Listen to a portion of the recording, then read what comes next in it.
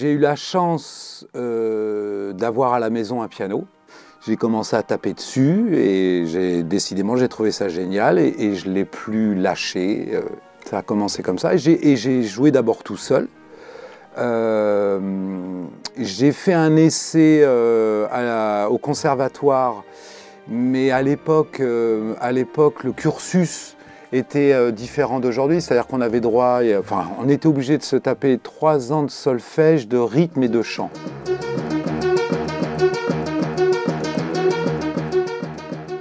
Au niveau de la compo, en définitive, il y a plein de manières différentes de travailler.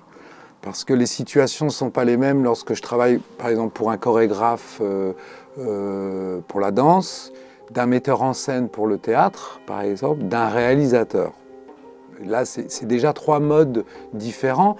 La danse, en général, la musique est pratiquement tout le temps présente.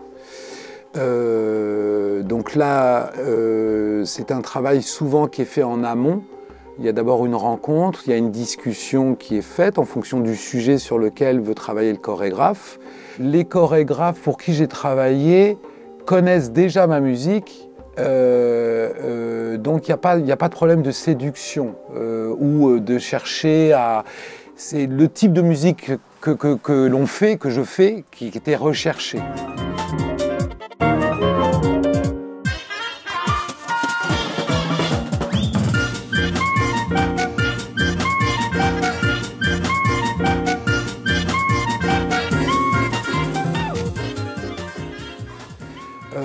Pour le théâtre, ça se passe à peu près de la même manière.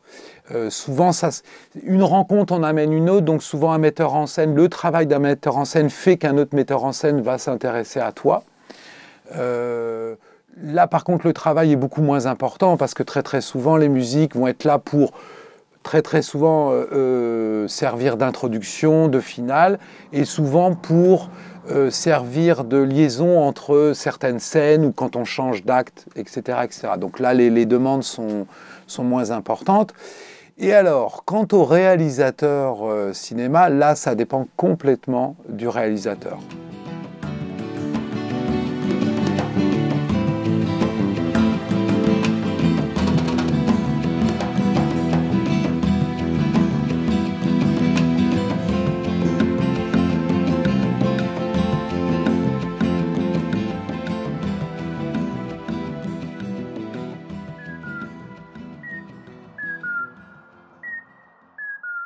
Alors, cette biologiste spécialisée dans l'étude des chauves-souris. En définitive, cette collaboration, elle vient au départ d'un conteur, Gilles Elbaz, avec qui je travaille. Et c'est lui qui a eu l'idée de contacter... l'idée de départ, c'était de contacter un scientifique, que ce scientifique puisse lui donner le fruit de ses recherches, de ses interrogations, et que pour le conteur, ça soit une source d'inspiration pour aller chercher des contes, des petites histoires qui auraient une liaison avec les propos du scientifique. Ça a tellement bien marché que Gilles m'a demandé si moi ça m'intéressait d'intervenir. Et moi j'ai dit forcément que ça m'intéresse. Et j'ai profité d'un travail d'enregistrement des chants des chauves-souris qu'a fait cette biologiste. Et du coup, on a commencé à monter tout un petit spectacle autour des chauves-souris, où moi, effectivement, j'ai créé des différents événements musicaux et qui viennent un peu conclure les contes et les différentes histoires qui sont racontées par Gilles.